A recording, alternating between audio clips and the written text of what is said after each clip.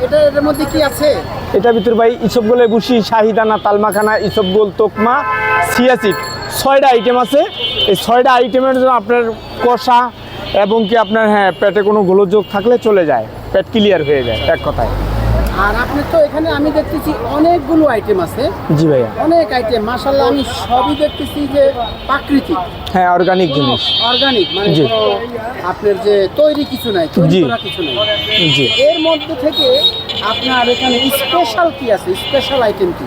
Special বলতে আপনার ওই যে একটা মিক্স ফ্রুট ছিল, ওইটা তো নাই, কিন্তু আপনার এই যে মধুগুলি আছে, আবার এই যে অত্যাধিক সুন্দর খেজুর আছে।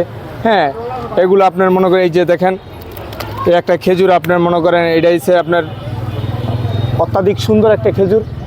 এই খেজুরটা আপনি আমাকে দিচ্ছেন? জি, এটাই যে উনি টাকা আপনি খান।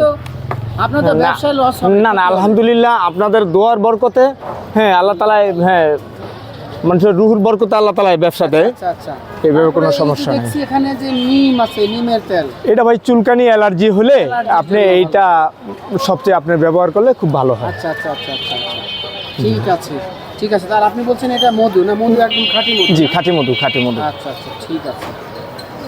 আচ্ছা, আপনার কাছে একটা জিনিস জানার ব্যাপার ছিল, সামনে তো ইলেকশন। জি ভাই। তো আপনার যারা নির্বাচিত হয়ে আসবে তাদের কাছে আপনার কি দাবি?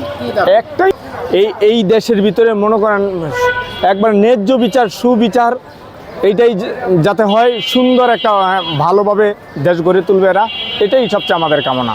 মানে সুবিচার চাই, মানে ন্যায্য বিচার না, আর কোনো দাবি নেই।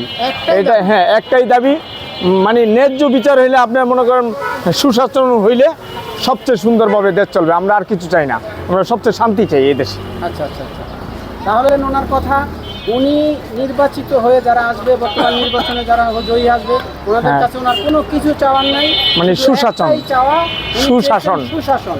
জি। অর্থাৎ উনি বলছেন, যেটা বুঝাতে চাইছেন যে সুশাসন আসলে ন্যায় বিচার পাবে, ক্ষতিগ্রস্ত ব্যক্তি ন্যায় বিচার পাবে। একটা দাবি নিয়ে ওনার দাবি। তো যারা ভবিষ্যতে যারা সরকারে আসবেন, আশা করি উনি একজন মানুষ নয়, হয়তোবা উনি সকল মানুষের একজন